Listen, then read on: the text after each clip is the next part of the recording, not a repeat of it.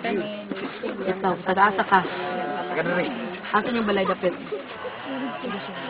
Ito. That is their school. Elementary school. There's only, pila ka room na nabili? Isa, dua. Isa na lang. One room left. Entire school. So who is he staying with now? Who's taking care of him? Puyo ganit sa high school, no? He's staying at the evacuation center at the high school. And what about you? Where are you staying? Asa ka na puyo po? High school. At the high school? All of them. One survivor ba? Unsa man? Ano survivor ba? Unsa man? Wala eh. Naman yung survivor. Wala pa. Nag-survey pa sila sa area na panahon pa nila kung sila pwede matabang. So Joyce, can you explain again? I'm videoing this. What happened and what went on? Wait. I-describe unsay nahitabo kaya kung i-translate. Atong survivor, ma'am, kay. Man. Asa man? Ito eh. Ano dito siya? Ano din na? Oo, dapat. May istorya lang para makasabot sila. Dali. Tay. Ano din na? Naabot din siya dito? Ang among mga balay mamuni dito karon wala na. He's saying that their house used to be here. And Used to be right here. Dapat inyo ha. Asa na muna ang mga samad ni Moore. He's a survivor. He lives back here.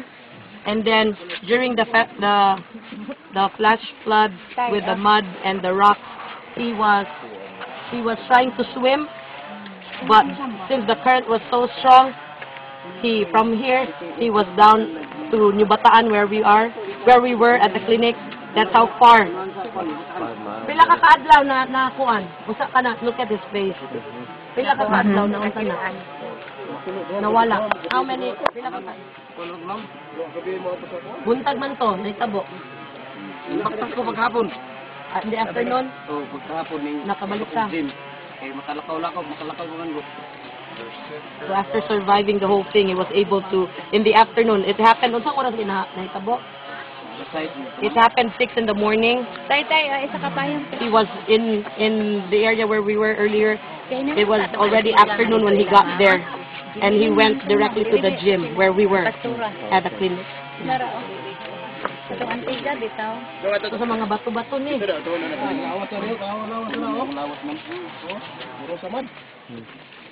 From the rocks. See how big the rocks are? Yes. And the rocks came from where? Kapag di ka ng mga bato, bukod. Yeah. This is not like this. This is a residential area. Up there were mountain resorts. Yeah, mountain cold spring resort.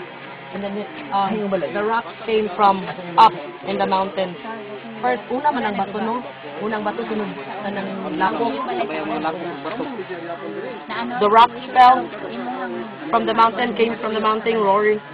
These kids were able to run to the coconut trees. And then with the rocks were water with mud. That's why it was so difficult for them to swim, because it was with mud, and the mud was so thick they could hardly swim. Hospital ka. Are you missing family? Nabot ang tag-member sa pamilya? Kinsa man ang mga anak? Mama, soon tulo ko pagmanggon. He lost his mother, sister or brother? He lost his mother, his brother, and then sila ka tulo kapag mangkon, babae, lalaki. Isa ka babae, do lalaki. One niece, 2 nephews. We're so sorry. So sorry. He was in the hospital for 2 weeks. What happens long term for so many orphan children? Unsa may plano sa inyo asa mo nagpuyo ron? Kami din na ko dia. Kontra kong tapan Sa Trapal. And then unsa may plano sa gobyerno nang i-disperse sila? Asa mo unsa may plano? He is staying at the evacuation center there. He has a small tent that he stays. They're waiting for the area because the government said that there's an area for these people to evacuate to and would be able, hopefully, to build houses, but they do not know the time frame. So what about the young children right now? Who do they stay with? Who takes care of them? They stay at the evacuation center as well. But they're staying there, but who takes care of them? Some of them have parents. Some of them, there was one child that we spoke with who doesn't have his mother and father anymore. He just stays there with their other kids and family. And whenever they are speeding, he just stays in line. But he said that sometimes when there are relief packages that are given out, he doesn't receive any because people do not give him any relief packages because sometimes they give it directly to the adults, and since he doesn't have an adult with him, he doesn't get anything. So most of them are in the evacuation center. Nagdawat ka mo nasyon? Unsa man mga